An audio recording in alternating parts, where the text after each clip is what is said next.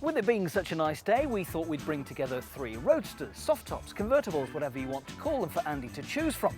And we have 3 very fine cars here.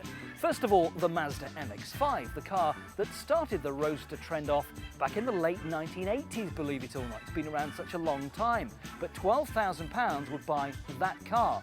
Or £14,000 would buy a Peugeot 206 convertible.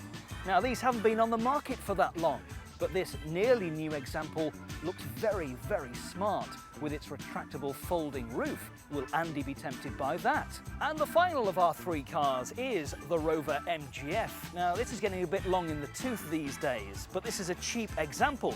The MGF has been replaced by an all-new car now, but perhaps its £9,000 price tag might tempt Andy to buy it. Let's go and meet him, see what he thinks. Andy, how are you?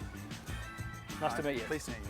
You've been having a quick mooch around the back of the cars already, I believe. Yeah, I've been having a little look-see. Yeah. Well, we've got 3 prime candidates for you here. I mean, first of all, what do you drive at the moment? At the moment, I'm driving a BMW 320i, the classic shape. Okay. Fairly boxy, sort of. So it's getting a bit old. Yeah.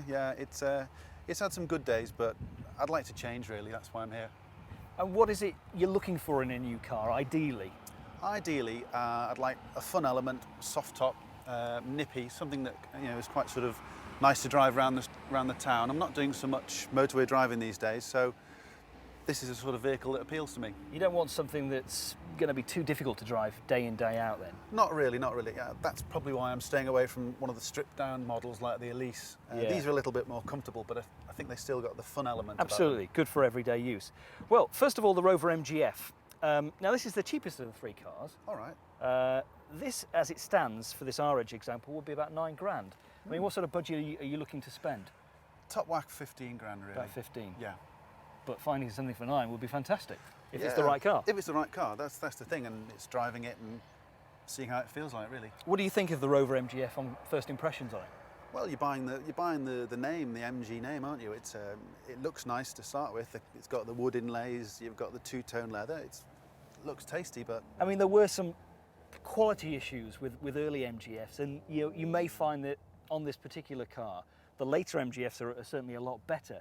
Right. So this might not be the best one for you, but we'll see. We'll see. Okay. Come and have a look at the Peugeot 206. This is the Cabriolet. Now, it's not been on the market for that long. Of course, it's based on the 206 GTI, so you know it's going to be a good car. Yeah. Impressions of this one? I mean, this is nearly new, a little bit more expensive, £14,000 for this. Yeah, it's coming towards the top end of my budget, so I'd have to be very sure about it. I was originally wanting a soft top, but I do like the idea of the added security and I suppose the ease of which the roof goes up. Well, the great thing with this is that it's got obviously a solid roof, so it's like a coupe when you want it to be, but on a nice day like this, you get the roof down and it's electric as well. It's very nice. And it's got 2 little seats in the back. Wow. I mean, they're not fantastic, and adults would probably struggle in there, but, kids or anything like that on the way maybe, and... Well, we'll see, but yeah, this is definitely a contender. 206 Cabriolet, nice, smart car. And finally, the Mazda MX-5, the car that, as I was saying before, really sort of started the roadster trend off. It's been around for a long time, gone through a few minor facelifts, but it essentially looks the same as it was 13, 14 years ago when it first came out. What are your impressions of this, Andy? Well, as you say, it's what started the whole trend off. It definitely comes across as a fun car. It's got nice styling, it looks fairly comfortable inside. One thing that did concern me was the fact it's labelled, it's got a bit of a hairdresser's car label. Yeah, which, I know what you mean. A lot of the roadster coupe convertibles haven't they, unfortunately? It goes with it, doesn't it? It does. But then again, if it's a fun car to drive and it gives you that sort of around town nippiness, then what the hell, really? And one thing you're getting with the Mazda MX-5 is good build quality and reliability as well. Definitely. So, chance for you to drive it. Great.